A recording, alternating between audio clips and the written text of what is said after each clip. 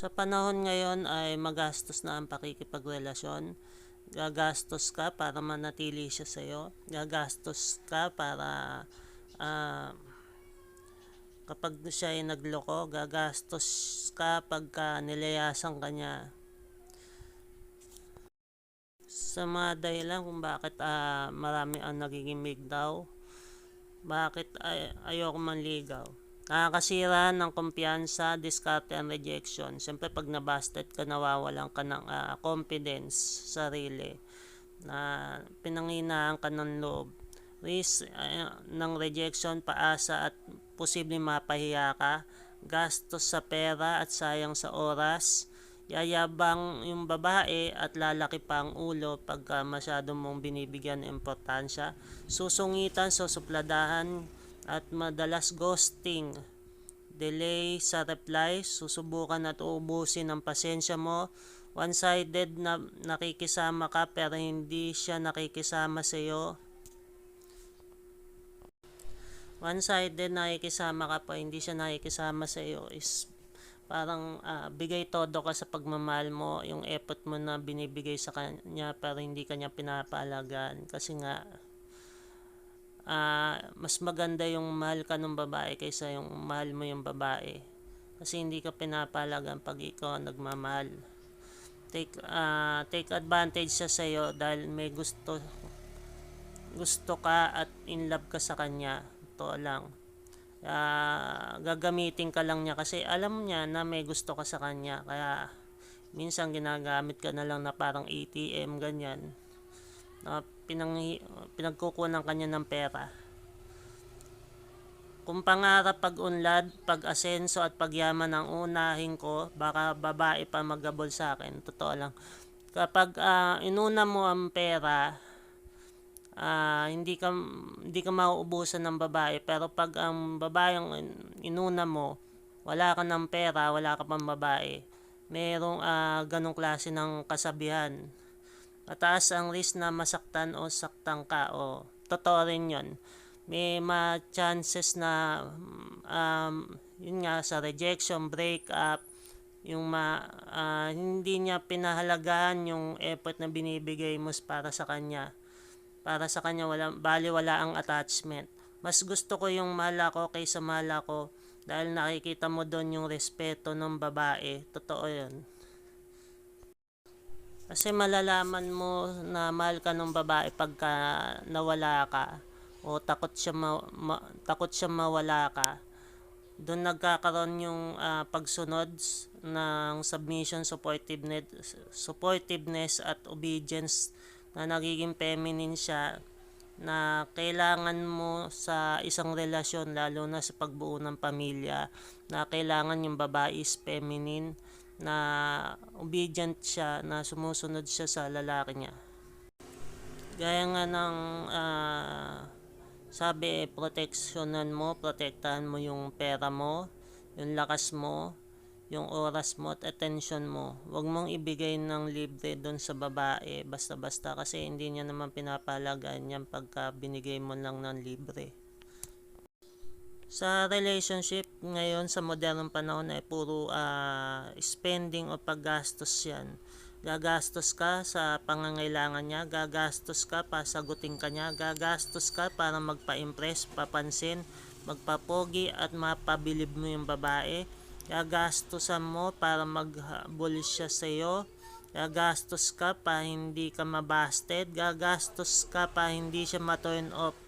Gagastos ka para sagutin ka niya. Gagastos ka para hindi ka niya hiwalayan. Gagastos ka para pakasalan ka niya. Gagastos ka para sa pagsasama nyo. Gagastos ka sa hiwalayan nyo pagka nagdiborsyo kayo. Gagastos ka pa rin dyan. Gagastos ka sa lifestyle niya, sa mga trending niya, sa mga pagiging materialistic niya. Gagastos ka sa parte ng pagbibigay mo ng ari-arian sa kanya, mga property, na overall lahat ikaw ang gagastos. Sa panahon ngayon, ang babae kailangan niya lang na mag-exist o ipanganak sa mundo. Samantalang ang lalaki, kailangan niyang magpagod, kailangan niyang patunayan ng kanyang sarili, na kailangan niya mag-earn. Ngayon, kailangan niya ng mga bagay na social proof, yung competency niya, yung pagiging kumpiyansa niya, confident niya na meron talaga siyang may pagmamalaki, meron siyang wealth status o estado ng yaman, physical appearance, achievements, narating niya sa buhay, attractiveness, na ilan na naging girlfriend mo, ilan na naging karelasyon mo, female behavior, alamin mo pa ugali ng babae o yung pagkatao niya, woman standards at expectancy, standard niya, yung abutin mo pa yon, yung kung anong expectation niya sa pagdating sa relationship, na kailangan magpasikat ka, mapabilib mo siya. Yung babae, hindi niya kailangan gawin at mag-effort sa mga bagay na ito.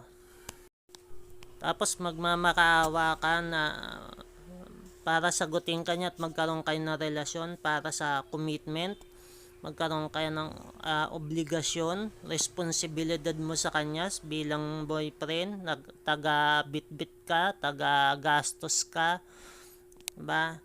Tagahanga ka niya, at responsibilidad, voluntary service din, lalo na yung gastos uli, na gagastosan mo siya sa mga date nyo, sa pakain, lalo na pag naging asawa mo na, pakakainin mo na hanggang sa pagtanda.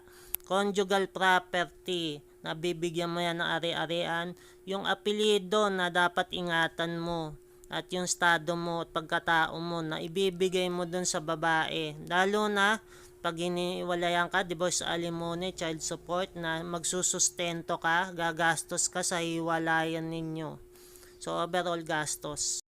Ano nga ba makukuha ng babae kung sakaling maging kayo at mapangasawa ka niya? Unang-una, makukuha niya yung accomplishment mo, yung achievements mo, success mo, yung mga narating mo sa buhay, yung mga naipatayo mo negosyo, mga property mo tulad ng asset, property at net worth mo, yung mga tao na mga people network mo, yung mga tao na kapaligid sa'yo na tumutulong sa'yo, at yung narating mo, natuklasan mong knowledge at wisdom na ibabahagi mo sa kanya. So, maraming makukuha ang babae sa apelido pa lang ng lalaki sa oras na siya ay magpakasal. At yan ang dahilan kung bakit ang babae ay may tinatawag na hypergamy o pumapatol yan sa mas mataas ang estado. Maaari itong mayaman nito, maaaring tangkad dito o gwapo. Merong mas higit na salita pag sinabing hypergamy. Kaya hindi yan pumapatol sa mas mababa pa sa kanila. Foreigner. Looks or attitude? Attitude. Pogi, mayaman. Mayaman. Maliit, matangkad. It doesn't matter. Kontrabida o makes a man sexy. Their money. Ibang pinupunta na yun sa ibang bansa. Oh my God!